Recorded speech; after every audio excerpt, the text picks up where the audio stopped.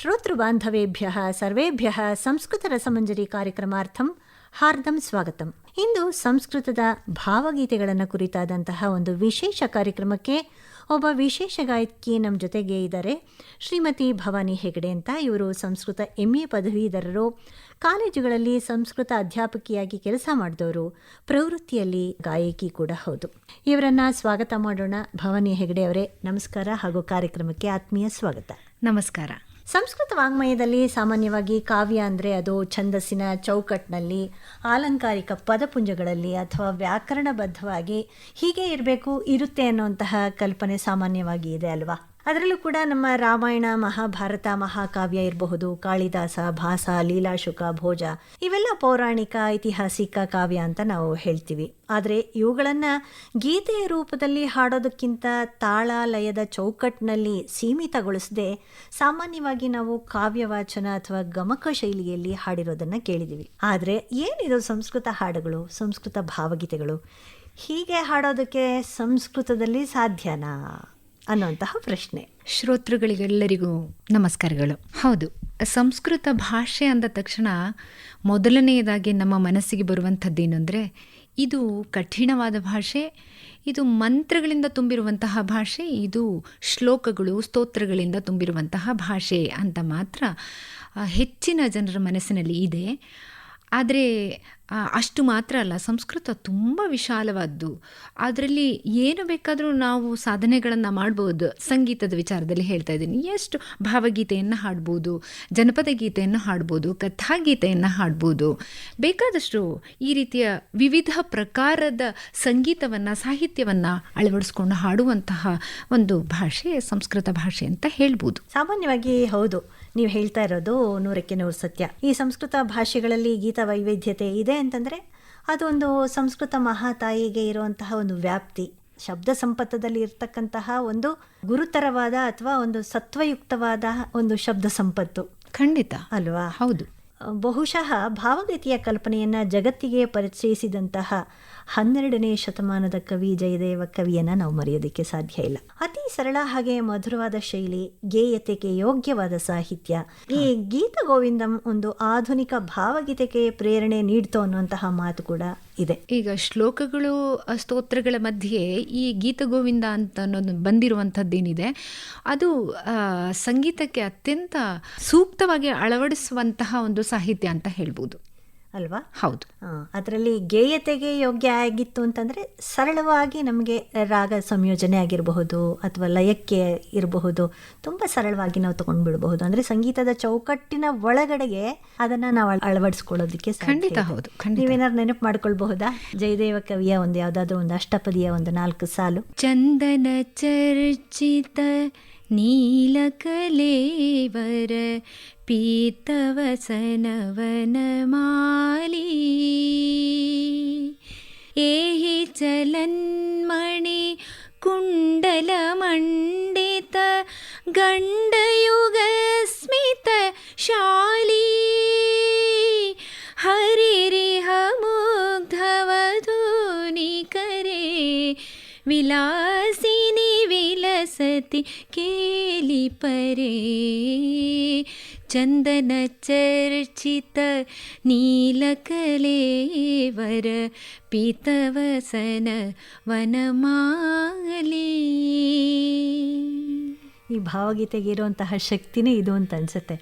ಸರಳವಾದ ಸಾಹಿತ್ಯದಲ್ಲಿ ಜಯದೇವ ಕವಿಗಳು ನಮಗೆ ಕಟ್ಟಿಕೊಟ್ಟಿದ್ದಾರೆ. ಹಾಗೆ ಸಂಸ್ಕೃತದ ಭಾವಗೀತೆಗಳು, ನೀವು ವಿಶೇಷವಾಗಿ ಅದರಲ್ಲಿ ಕೆಲಸ ಮಾಡಿದ್ದೀರಾ, ಒಂದಷ್ಟು ಕೃಷಿ ಅದರಲ್ಲಿ ಇದೆ.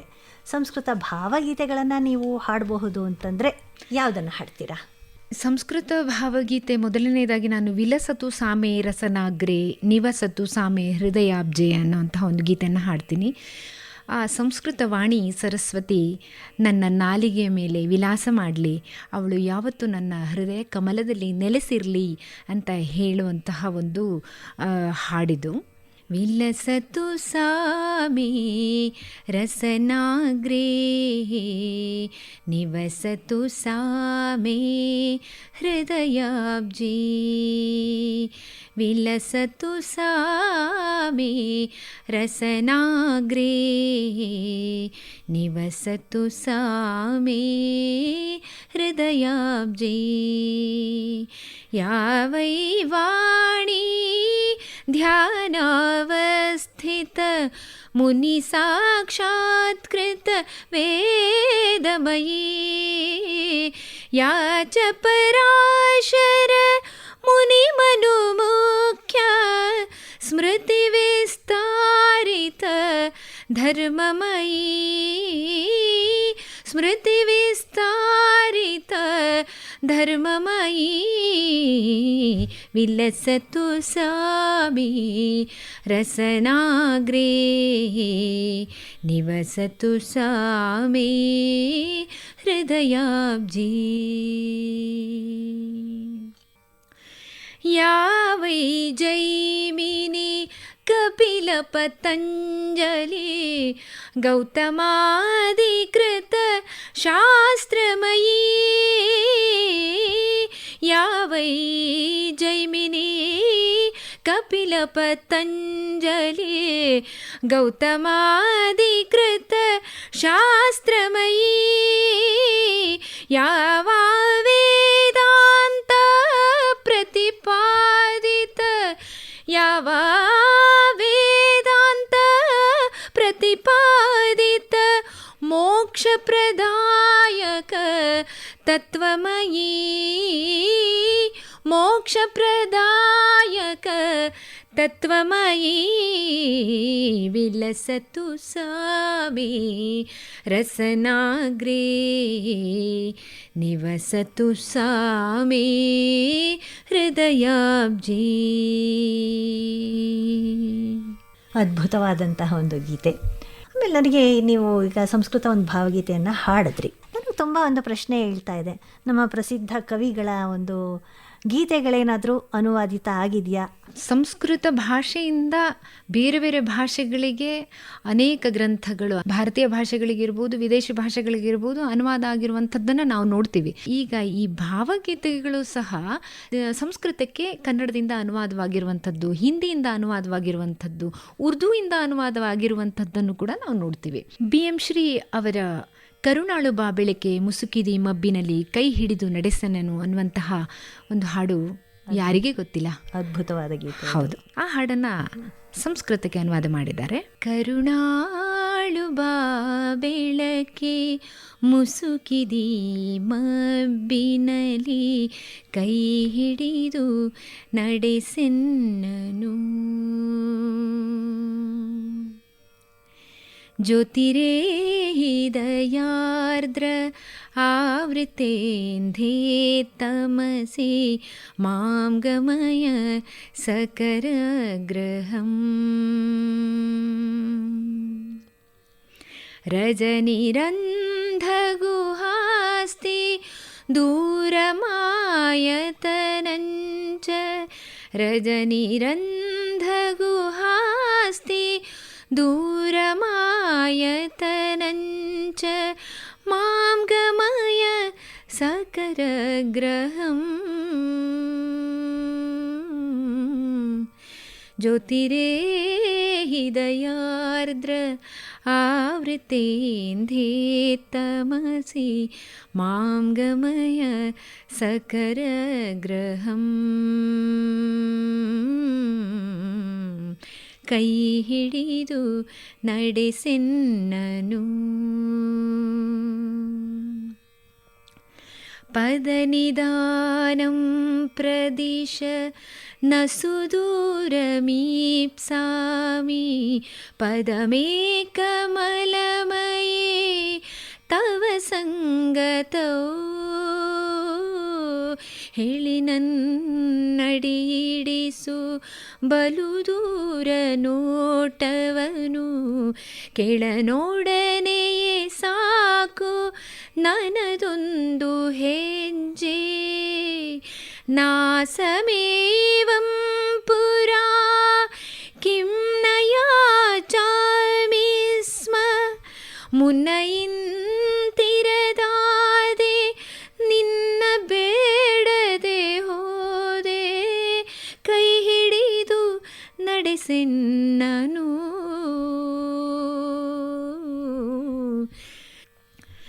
ಅವಿತೋಸ್ಮಿ ಮೂಢೋಸ್ಮಿ ते करुणया चिरात्, किन्न मां क्रामयसि भावि समये. ಇಷ್ಟು ದಿನ ಸಲಹಿರುವೆ ಈ ಮೂರ್ಖನನು ನೀನು, ಮುಂದೆಯೂ ಕೈ ಹಿಡಿದು ನಡೆಸದಿಹೆಯ. ಕಷ್ಟವನ ಮುತ್ತಾರ್ಯ ನಗನದಿ ಸಂತಾರ್ಯ, ನಿಶಬಿಮಾಂ ಕಿನ್ನನಯಸಿ. ಪ್ರಾತರುಪಯಾತೆ ತು ತವ ವಿಸ್ಮೃತಿರ್ನಮಯಿ, ಜಾಯೇತ ಕುರು ತಥಾದ್ಯ. ಕರುಣಾಳು ಬಾ ಬೆಳಕೆ ಮುಸುಕಿದಿ ಮಬ್ಬಿನಲಿ, ಕೈ ಹಿಡಿದು ನಡೆಸೆನ್ನನು. ಮಾಂ ಗಮಯ ಸಕರಗ್ರಹಂ. ಅದ್ಭುತವಾಗಿತ್ತು ಭವಾನಿಯವರೇ. ನಂಗೆ ಇನ್ನೊಂದು ಕುತೂಹಲ, ತೊರೆದು ಹೋಗದಿರೋ ಜೋಗಿ ಮೀರಾ ಭಜನ್, ಅದನ್ನ ನಮ್ಮ NS ಲಕ್ಷ್ಮೀನಾರಾಯಣ ಭಟ್ರು ಅತ್ಯದ್ಭುತವಾಗಿ ಒಂದು ಭಾವಾನುವಾದ ಮಾಡಿದ್ದಾರೆ. ನೀವು ಅಭ್ಯಾಸ ಮಾಡಿದರೆ ನಮಗೊಂಚೂರು ಹಾಡಿ ತೋರಿಸಬಹುದಾ? ಹೌದು, ನನಗೂ ಸಹ ಇದು ತುಂಬ ಇಷ್ಟವಾದಂತಹ ಹಾಡು. ಆಮೇಲೆ ಅವರು ಉಪಯೋಗಿಸಿರುವಂತಹ ಪದಗಳು ಕೂಡ ತುಂಬ ಮಧುರವಾಗಿದೆ ಈ ಒಂದು ಅನುವಾದದಲ್ಲಿ. ತೊರೆದು ಹೋಗದಿರು ಜೋಗಿ ವಿಹಾಯ ಮಾಗಾಯೋಗಿನ್, ವಿಹಾಯ ಮಾಗಾಯೋಗಿನ್, ಪದತಲನಿ ಪತತ್ ದೀನಾಮೇನಾಂ, ಯಾಸಿ ವಿಹಾಯ ವಿರಾಗಿನ್, ಯಾಸಿ ವಿಹಾಯ ವಿರಾಗಿನ್. ವಿಹಾಯ ಮಾಗಾಯೋಗಿನ್ ಪ್ರೇಮ ಹೋಮಸು ಕರ್ಮಣಿ ದೀಕ್ಷಾಂ, ದೇಹಿ ಸುಗಂಧಿತ ಸರಣೌ. ಪ್ರೇಮ ಹೋಮದ ಪರಿಮಳ ಪಥದಲ್ಲಿ ಸಲಿಸು ದೀಕ್ಷೆಯೇ ನಗೆ. ತವ ಹಿ ವಿರಹೇ ದಹನಂ ಏತುಂ, ನಿನ್ನ ವಿರಹದಲ್ಲಿ ಉರಿದು ಹೋಗಲು ಸಿದ್ಧಾಯೈ ಮಹ್ಯಂ, ಸಿದ್ಧಾಯೈ ಮಹ್ಯಂ. ವಿಹಾಯ ಮಾಗಾಯೋಗಿನ್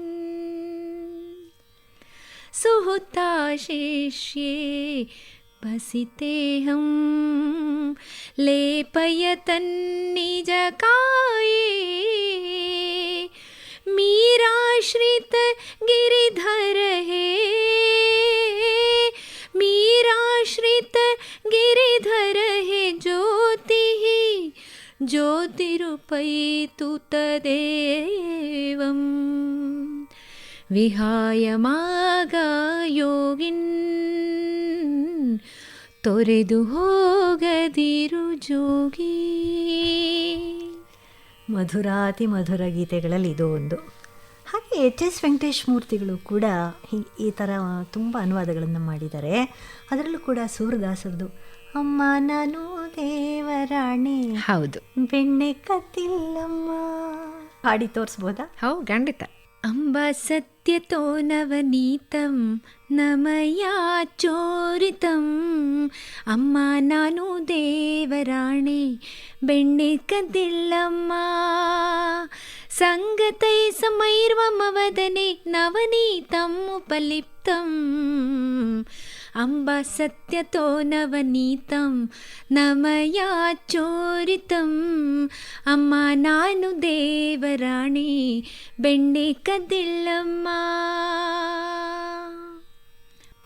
ಪ್ರೊಫೆಸರ್ ಗೋಪಾಲಕೃಷ್ಣ ಅಡಿಗರದ್ದು ಯಾವ ಮೋಹನ ಮುರಳಿ ಕರೆಯಿತು. ಯಾವ ಮೋಹನ ಮುರಳಿ ಕರೆಯಿತು ಸಹ ಅದ್ಭುತವಾಗಿ ಸಂಸ್ಕೃತಕ್ಕೆ ಕವಿಗಳು ಅನುವಾದ ಮಾಡಿದ್ದಾರೆ. ಅದನ್ನು ಸಹ ಹಾಡ್ತೀನಿ. ಕಾಹಿ ಮೋಹನ ವಂಶಿಕಾತ್ವಾ ದೂರತೀರಮುಪಾಹ್ವಯತ್ ಕಿಂಚ ವೃಂದಾವನಮಪಾಕೃಷತ್ ತವ ಹಿ ರಾಜಚಕ್ಷುಷಿ. ಯಾವ ಮೋಹನ ಮುರಳಿ ಕರೆಯಿತೋ ದೂರ ತೀರಕ್ಕೆ ನಿನ್ನನು. ಯಾವ ಬೃಂದಾವನವು ಸೆಳೆಯಿತೋ ನಿನ್ನ ಮಣ್ಣಿನ ಕಣ್ಣನು. ಸಪ್ತಸಾಗರ ದೂರತೋ ಹಿ ಸುಪ್ತ ಜಲಧಿರವೇಕ್ಷತೆ. ಸಪ್ತಸಾಗರದಾಚೆ ಎಲ್ಲೋ ಸುಪ್ತ ಸಾಗರ ಕಾದಿದೆ. ನೀರವಾರ್ಣವ ವೀಚಿ ಮುಖರೋ ದೇಶವೇತಂ ಪದ್ಯತೆ. ಕಾಹಿ ಮೋಹನ ವಂಶಿಕಾತ್ವಾ ದೂರತೀರಮುಪಾಹ್ವಯತ್ ಕಿಂಚ ವೃಂದಾವನಮಪಾಕೃಷತ್ ತವ ಹಿ ರಾಜಚಕ್ಷುಷಿ. ನಿನ್ನ ಮಣ್ಣಿನ ಕಣ್ಣನು, ನಿನ್ನ ಮಣ್ಣಿನ ಕಣ್ಣನು. ಅದ್ಭುತವಾಗಿ ಸಾಗಿ ಹೋಗುತ್ತೆ. ಹಾಗೆ ಭಾವ ಅನ್ನೋವಂಥದ್ದು ಹೀಗೆ ಎಳ್ಕೊಂಡು ಹೋಗುತ್ತೆ.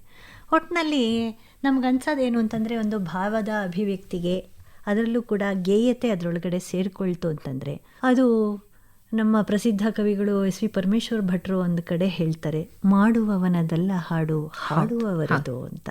ಅದಕ್ಕೆ ಜೀವ ತುಂಬುವಂಥದ್ದು ಹಾಡುಗಾರರು, ಸಂಗೀತಗಾರರು ಅನ್ನುವಂತಹ ಅದ್ಭುತವಾದ ಒಂದು ತಮಗೆ ಸಲ್ಲುವಂತಹ ಒಂದು ಕ್ರೆಡಿಟ್ಸ್ನ ಅವರು ತಗೊಳ್ಳಲ್ಲ, ಸಂಗೀತಗಾರನ ಮೇಲೆ, ಗಾಯಕನ ಮೇಲೆ ಬಿಡ್ತಾರೆ. ಅದು ಒಂದು ಅದ್ಭುತವಾದ ಒಂದು ಪರಿಕಲ್ಪನೆ, ಒಂದು ಅದ್ಭುತವಾದಂತಹ ಒಂದು ಉದಾತ್ತವಾದಂತಹ ಚಿಂತನೆ. ಮಾಡುವವನದಲ್ಲ ಹಾಡು ಹಾಡುವವರದು,